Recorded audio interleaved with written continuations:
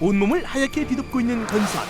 팔, 다리, 얼굴, 손과 발까지 몸 구석구석 깊숙이 파고들고 있다.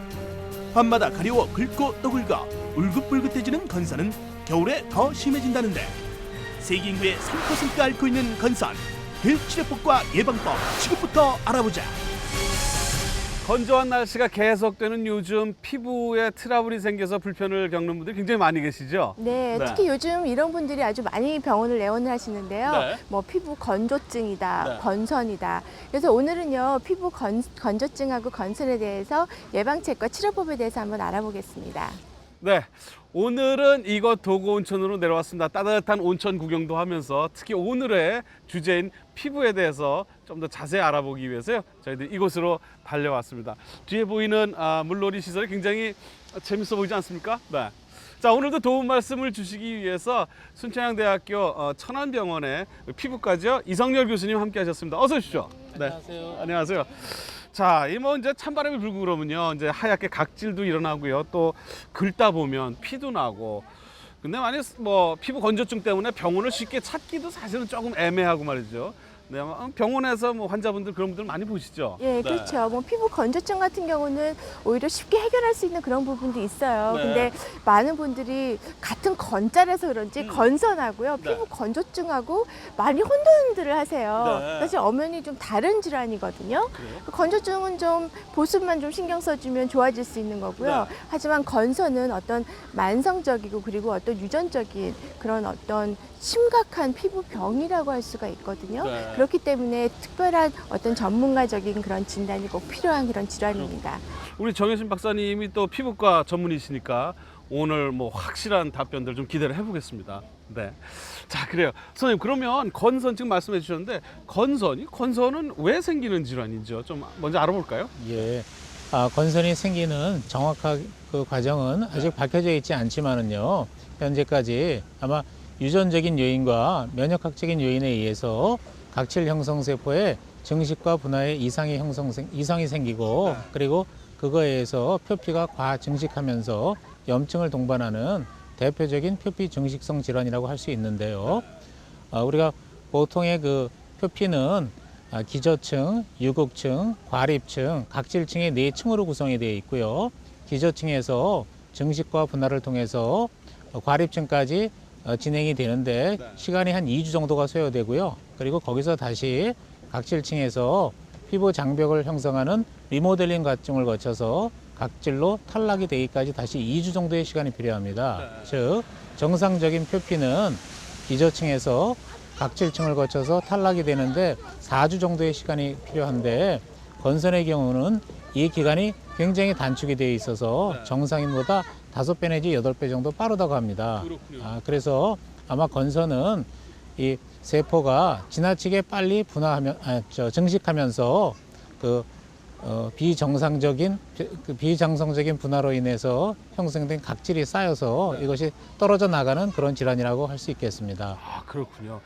저는 뭐 이게 뭐 개인 위생을 깨끗이 청결하게 하지 않으면 생기는 건 줄 알았는데 면역학적인 뭐 문제도 있다고 그러니까 이게 조금 뭐 더 자세히 알아볼 필요가 있는데 뭐 일반적으로 저희들이 뭐 여름에는 그래도 이런 가려움증이나 이런 것들이 뭐 대충 넘어갈 수 있는데 특히 건조한 겨울이 되면 이게 또 심해진단 말입니다. 이런 경우는 왜 그런 거죠? 예, 건선을 악화시키거나 유발시킬 수 있는 요인이 몇 가지 있는데요. 네. 예를 들어서 피부 외상이나 그다음에 감염, 그리고 기후, 그리고 스트레스나 약물 같은 것이 있을 수 있습니다. 네. 그래서 건선은 특히 기후의 영향을 많이 받는데요. 그래서 차고 건조한 계절인 겨울철에는 악화되는 경향이 있고 야외 노출에 의해서 햇빛을 많이 쬐을 수 있는 따뜻한 여름철에는 호전되는 경향이 있습니다. 그래서 건선의 발생을 그 빈도를 살펴보면 위도가 높은 북아메리카나 북유럽 쪽에서 건선이 많이 발생하는 걸로 되어 있습니다.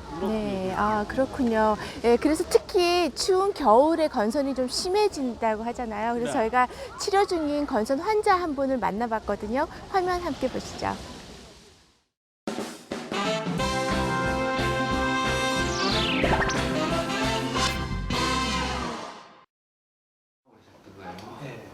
이게 흰색을 띤 각질과 울긋불긋한 붉은 반점이 온몸으로 번진 50대 김형환 씨. 김형환 씨 처음부터 이랬던 것은 아니었다. 벤지가 2년 정도 된 것 같고요. 불편한 점은 뭐 일상생활 하는 게 모든 게 다 불편하죠. 제일 그래도 이제 불편한 게 뭐냐면 처음 이렇게 대면하고 사람한테 제일 이게 부담 가고 자꾸 이렇게 사람들 피하고 싶고 그런 게 많이 있죠. 대인관계까지 어렵게 만드는 김영환 씨의 붉은 반점의 정체는 다름 아닌 건선이다. 무릎과 팔꿈치에 생긴 건선은 시간이 지나면서 온몸으로 퍼지기 시작했는데 건선이 뭐길래 김영환 씨를 이렇게 힘들게 만든 것일까? 건선은 피부과 질환에서 가장 흔한 면역 질환입니다. 홍반성 병변 위에 하얀 각질이 많이 나타나는 병변입니다. 아주 만성적인 질환이고 계속 호전과 악화를 반복하기 때문에 일상생활에 지대한 영향을 미치는 특징적인 피부의 면역 질환이 되겠습니다. 건조한 겨울에 주로 발생하는 건선은 붉은 반점이 생기면서 하얀 각질이 피부 표면에 두텁게 쌓여 각질이 빨리 떨어지는 피부 질환인데 아토피나 피부 건조증으로 혼동해선 절대 안 된다. 건선보다는 아토피나 피부 건조증은 이렇게 확실한 피부 발진이 없죠.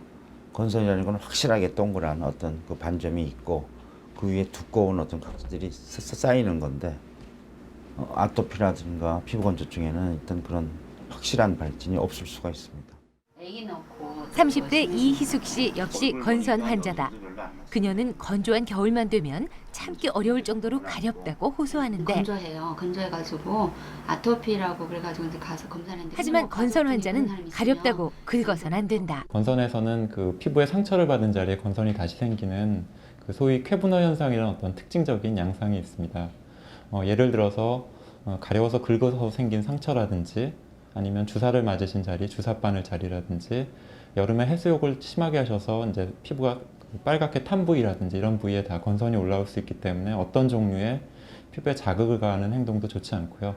따라서 가려움증이 있더라도 긁으시면 안 되겠습니다. 여름보단 건조한 겨울에 더욱 증가하는 건선. 이를 예방하기 위해선 샤워를 하고 난 뒤 보습제를 충분히 바르고 건조한 실내엔 가습기를 틀어 피부를 건조하지 않게 하는 것이 중요하다. 대부분의 건선은 스테로이드제 연고만으로 짧은 시간 안에 확실하게 효과를 볼 수 있다. 하지만 그 효과만 믿고 무턱대고 스테로이드제 연고를 장시간 발라선 안 된다. 내성이 생겨 효과가 떨어질 수 있기 때문이다. 스테로이드 호르몬은 일단 효과가 빠르고 초기에는 조금 병변을 빨리 호전시킨다는 측면에서 사용할 수는 있지만 상당히 많이 좋아진 다음에는 발라서 부작용이 별로 없는 비타민 D 계통으로 유지 관리하는 것이 좋은 방법입니다. 최근엔 연고 치료와 함께 엑시멀 레이저 치료를 병행하기도 한다. 햇빛 속 자외선을 이용한 레이저 치료는 신체 일부 부위에 건선이 있는 경우에 주로 사용되고 만약 몸 전체에 건선이 퍼진 경우엔 자외선 치료를 받기도 한다. 여기서 잠깐! 그럼 햇빛 속 자외선이 건선을 어떻게 낫게 한다는 것일까? 특히 건선에 도움이 되는 자외선 중에서 가장 효과적인 파장제를 뽑아서 치료에 응용을 하고 있는데요. 아까 서두에도 말씀을 드린 바와 같이 건선은 면역질환입니다. 그래서 자외선 치료를 하면 면역질환을 호전하게 만든다. 즉 면역 반응을 억제를 함으로써 피부 병변의 호전을 기대를 하기 위해서 쓰는 방법이 되겠습니다. 햇빛이 내리쬐는 여름엔 건선이 호전된다는 점을 착안해 만들어진 자외선 치료는 건선을 치료하는 또 하나의 방법으로 사용되고 있다.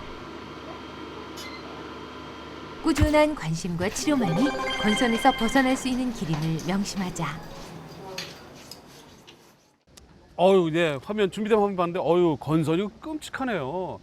그리고 이게 그냥 약물 치료만 가지고도 해결되지 않는 것 같은데요. 보니까 뭐 비타민 D 유도체 크림을 또 바르기도 하고 또 자외선을 직접 쐬서 또 병상을 악화하는 걸 좀 이제 완화시키기도 하는데 뭐 이게 뭐 복잡하네요 좀. 네, 그죠? 그렇죠. 네. 예. 물론 뭐 자외선이 건선에 좀 도움이 돼서 네. 여름에는 좀 호전이 되고 겨울은 굉장히 심해지고 하는 그런 경향은 있긴 있거든요. 그러면은 아예 그러면 햇볕에 그냥 확 노출을 시켜버린 건 강한 햇볕에 노출시키는 게 좋은 거 아닌가요?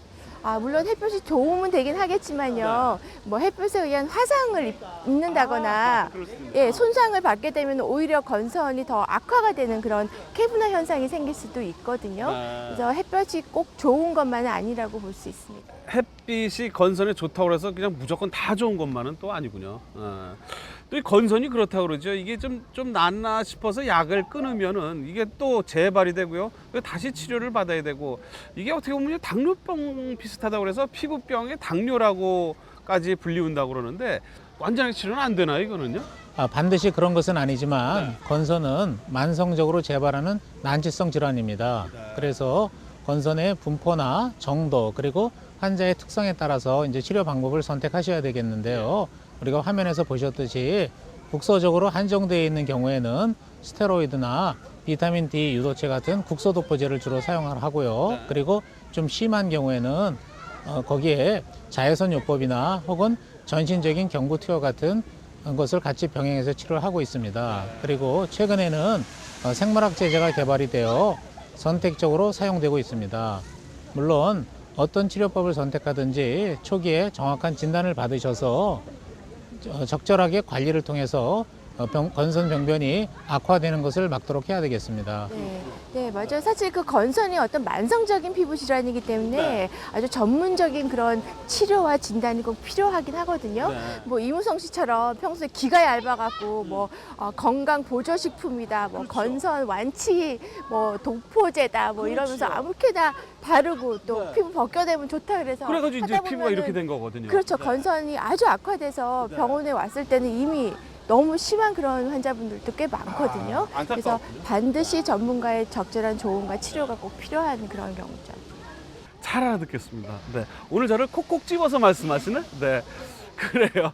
근데 이제 가끔 저희들이 이제 사우나나 남탕에 이렇게 가게 되면요.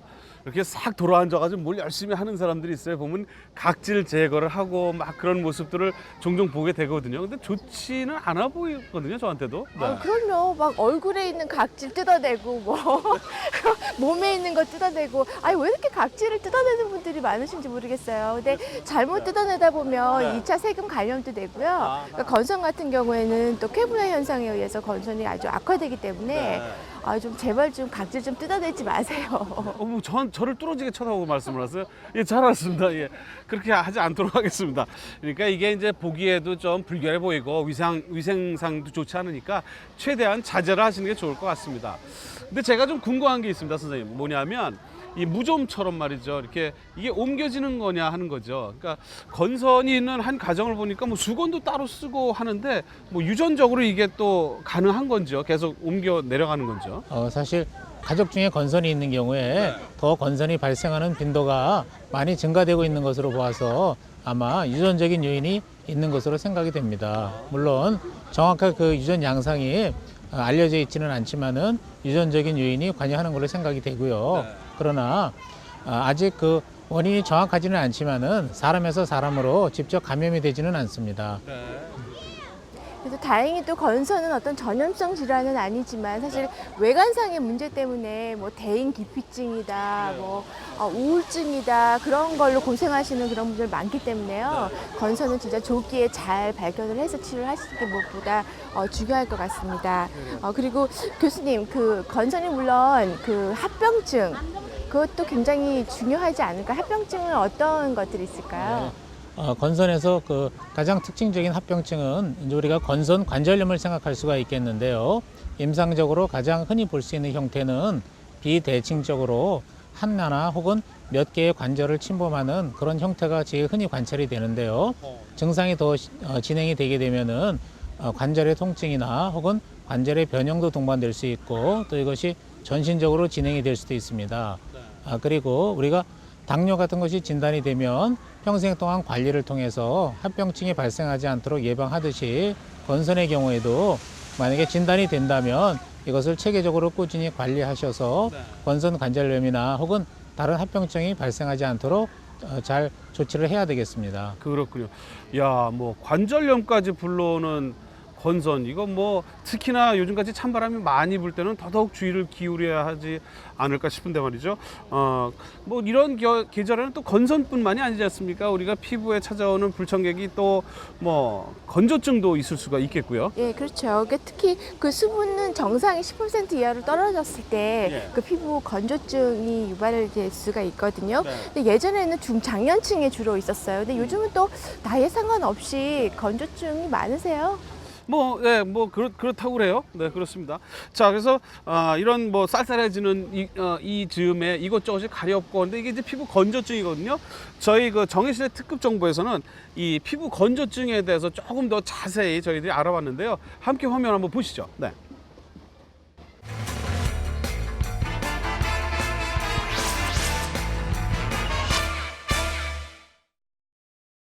누구나 한 번쯤 경험해봤을 피부 건조증. 가렵고 하얗게 일어난다고 해서 다 피부 건조증은 아닙니다. 그렇다면 피부 건조증에는 어떤 증상들이 있는지 하나하나 확인해 보시기 바랍니다. 네, 피부 건조증의 가장 큰 특징은 시도 때도 없이 가렵다는 것인데요. 네, 하지만 자신도 모르는 사이에 긁다 보면 초기에 피부에는 진물이 나거나 딱지가 생길 수 있기 때문에 가렵다고 무작정 긁어서는 안 되겠습니다. 네, 피부 건조증이 심해 계속 긁다가 울긋불긋한 반점이 생길 수 있는데요. 이와 함께 피부가 딱딱해지거나 피부 색깔이 변할 수 있기 때문에 가렵다고 무조건 긁어서는 안 되겠습니다. 혹시 피부가 당기고 조이는 느낌 들으신 적 있으신가요? 이 역시 피부에 수분이 부족해 일어나는 증상인데요. 이땐 피부에 충분한 보습과 수분을 공급해 줘야 된다는 점 잊지 마시기 바랍니다. 네, 누구에게라도 일어날 수 있는 피부 건조증. 하지만 만만하게 봐서는 안 됩니다. 피부 건조증이 심해질 경우에는 주부습진이나 아토피성 피부염 그리고 다른 피부염이 발생할 수 있기 때문에 조기에 발견을 해서 적절하게 치료를 받으시는 게 필요하겠습니다.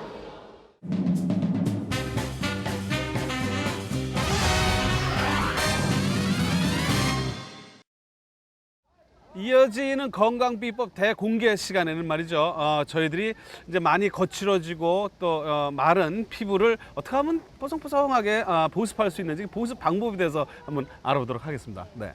그 피부를 촉촉하게 유지하는 방법 어떤 것들이 있는지 아세요? 글쎄요, 뭐 여러 가지 보습제를 바르면 되지 않겠습니까?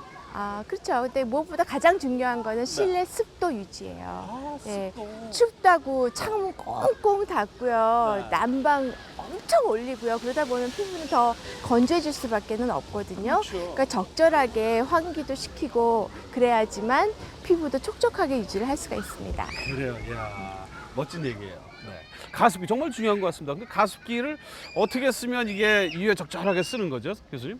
네. 적절한 실내 습도인 65%를 유지하기 위해서 가습기를 사용하는 것이 좋겠는데요. 네. 물론 가습기의 사용도 중요하지만 우리가 올바르게 사용하는 것이 중요하겠습니다. 그래서 특히 소독을 청결히 잘 해야 되는데 그래서 매일 한 번씩 가습기를 세척하도록 하고요. 네. 그리고 물도 매일 갈아주도록 하시고요. 가습기 관리가 제대로 안 되는 경우 특히 밀폐된 실내에서는 호흡기 질환을 유발할 수가 있습니다. 그래서 우리가 겨울철에는 가습기의 사용도 중요하지만 가습기 관리를 통한 질병의 예방에도 또한 그 신경을 쓰셔야 되겠습니다.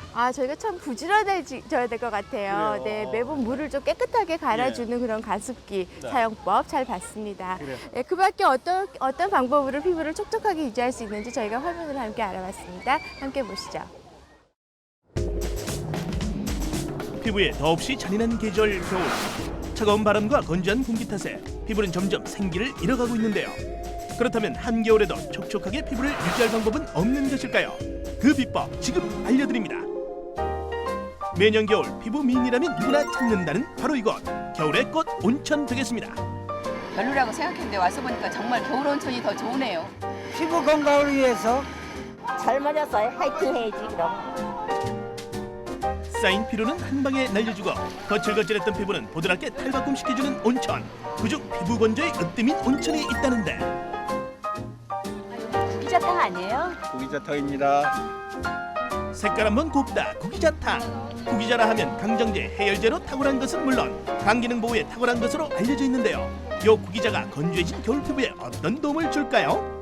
구기자를 외용으로 피부에 이용하게 되면 모공이나 땀구멍이 확대되어 탄력을 잃은 피부에 수렴작용을 주어서 모공을 수축시켜주고 긴장감을 주어 피부 탄력이 증가하게 됩니다. 동시에 수분 증발을 막아주기 때문에 촉촉하게 유지시켜주게 됩니다. 또한 자외선을 흡수하여 차단시키고 기미 주근깨를 유발하는 성분을 억제시켜서 미백 작용에도 도움을 줍니다. 아하, 그렇군요.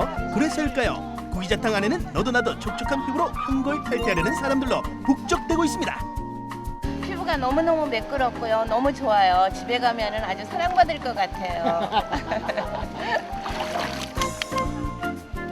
겨울철 건조해진 피부에 생기를 불어넣어줄 온천. 하지만 과유불급. 지나친 온천욕은 어지럼증과 메스꺼움을 유발할 수 있다고 하니까 적당히 즐기세요. 겨울철 피부관리 영양을 공급해라. 건조한 당신의 피부에 촉촉함을 안겨줄 달걀 영양팩, 자 지금부터 만들어 보겠습니다. 자, 오늘의 재료 달걀 노른자, 녹두, 흑임자, 전분. 먼저 녹두와 흑임자, 전분을 섞어준 뒤 노른자와 다시 섞어주는데요. 영양팩에 꿀을 많이 사용을 하시는 걸로 알고 계시는데요. 그 꿀 같은 경우에는 발진이 있으시거나 그다음에 여드름이 있으신 경우에는 사용하시게 되면은 오히려 더 악화시키는 경향이 있으시기 때문에 그거는 잘 판단을 하셔서 사용을 하셔야 됩니다. 재료가 걸쭉한 상태가 되도록 골고루 잘 섞어주는데요. 혹시 달걀의 비릿한 냄새가 걱정되시나요? 그렇다면 올리브 오일을 조금 넣어주면 달걀의 냄새는 없애주고 보습력은 한층 더 높여준다고 합니다. 녹두는 일반적으로 한약재로서 찬 기운의 성분을 가지고 있게 됩니다. 그러므로 얼굴이 상기된다든지 열상이 있게 되는 그런 치료 효과로도 사용을 하게 됩니다. 지친 피부에 영양을 공급해줄 달걀 영양팩. 얼굴 구석구석에 꼼꼼히 바른 후 15분 정도 지난 뒤에 미온수로 헹궈주면 어때요? 이 정도면 빼앗긴 수분 되찾을 수 있겠죠? 팩을 하시고 바로 스킨토너 정리를 안 하시게 되면은 다시 많이 건조해지시는 경향이 있으시기 때문에 팩하시고 나셔서는 시간을 두지 마시고 바로 스킨토너 그다음에 아이크림, 영양크림 정리를 하시는 게 좋습니다. 그동안 찬바람만 불면 거칠해지는 겨울철 피부 때문에 울상이셨나요? 자, 이제 오늘 알려드린 방법으로 모두 촉촉해지길 바랍니다. 네, 화면 잘 봤습니다. 지금 화면을 보니까 달걀로 이렇게 마사지하는 장면을 보는데 달걀 하나로 뭐 사람 이 피부를 보습을 완벽하게 할 수 있다 그러니까 이건 놀라운데요. 오늘 집에 가서 당장 노사연 씨 이렇게 뉘어놓고 제가 멋지게 마사지 해줘야 될 것 같아요. 달걀 하나인데 뭐. 제 생각에는 이무송 씨가 더 필요할 것 같은데요. 그렇습니까? 네. 저는 뭐 한 2개 정도 필요하지 않을까? 네. 많이 쓰시죠? 네. 이 밖에도 달걀 마사지 물론 좋지만요. 피부를 촉촉하게 유지하기 위해서는 하루에 2리터 이상 물을 드시는 게 좋고요. 그리고 충분하게 또 주무시는 게 무엇보다 또 중요하다고 합니다. 그렇군요.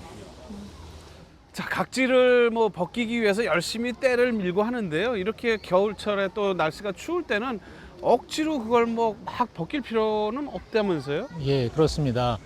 겨울철 피부는 예민해져 있기 때문에 지나치게 때를 밀게 되면은 각질층이 손상이 돼서 피부 장벽이 손상이 됩니다. 그러면 이렇게 피부 장벽이 손상이 되게 되면은 건선이나 피부 건조증 같은 게 악화될 수가 있습니다. 그래서 겨울철에는 지나치게 때를 미는 거는 절대 금하시는 게 좋습니다. 특히 뭐 많은 여성분들이 각질 제거한다고 각질 제거제, 뭐 필링제 많이 사용을 하거든요. 예, 그러다 보면 자꾸 뭐 보호막이 손상이 돼서 피부 자극성 피부염도 많이 생기고요. 아주 피부 건조증도 발생을 쉽게 하는 것 같아요. 근데 교수님, 그 겨울철 같은 경우에는요, 특히 뭐 환절기, 요즘처럼 환절기 같은 경우에는 특히 목욕법이 또 중요할 것 같거든요. 예, 올바른 목욕법이 중요한데요. 저희가 보통 샤워를 하시는 것보다는 하루에 한 번 미지근한 물에 한 20분 정도 이렇게 탕 목욕을 하는 것을 저희가 추천해 드리고 있습니다. 그리고 목욕을 하실 때는 가능하면 세제를 사용하지 마시고요. 만약에 세제를 사용하시게 되면은 약산성의 물 비누를 사용하시는 것이 좋겠습니다. 왜 그러냐면 정상적으로 건강한 피부 장벽은 pH가 5.0에서 5.5 정도로 약산성이기 때문입니다. 그렇군요. 자, 그래서 저희들 뭐 좀 한번 보겠습니다. 그러면 이제 저희들 이제 샤워를 다 깨끗하게 하고, 남자 같은 경우에는 이제 드라이어로 머리도 깨끗하게 드라이하고, 또 이제 뽀송뽀송하게 물기도 다 닦고 저희들이 보습제를 바르거든요. 이게 맞는 방법인지요? 예, 맞는 방법인데요. 우리가 이제 목욕을 하시고 나서 바로 2분이나 3분 이내에 물기가 이렇게 완전히 마르기 전에 보습제를 바르는 것이 이제 올바른 방법이 되겠습니다. 네. 그런데 목욕을 하시고 나서 혹시 땀이 많이 나는 경우가 있거든요. 네. 그런 경우는 이 땀에 의해서 알러지나 피부 자극 증상을 유발할 수 있으므로 가능하면은 땀이 어느 정도 마른 후에 보습제를 바르는 것이 좋겠습니다. 네, 사실 촉촉한 피부 유지하는 방법 그리 멀리 있진 않았던 것 같습니다. 네, 오늘부터 그 가습기와 보습제 아주 친하게 지내시는 게 좋고요. 거칠어진 피부하고요, 건조한 피부 영원히 빠이빠이 하셨으면 좋겠습니다. 그래요. 네. 자, 저희들이 준비한 순서는 여기까지고요. 오늘 도움 말씀 주시기 위해서 순천향대학교 천안병원 피부과의 이성열 교수님 감사드리겠습니다. 고맙습니다. 자, 지원하셨는지 모르겠습니다. 저희가 스튜디오를 벗어나서 이거 도구 온천에서 오늘 자리를 마련했었거든요. 여러분 겨울 피부 관리 멋지게 하시고요. 이뻐지세요. 저희는 다음 주에 뵙겠습니다. 여러분 고맙습니다.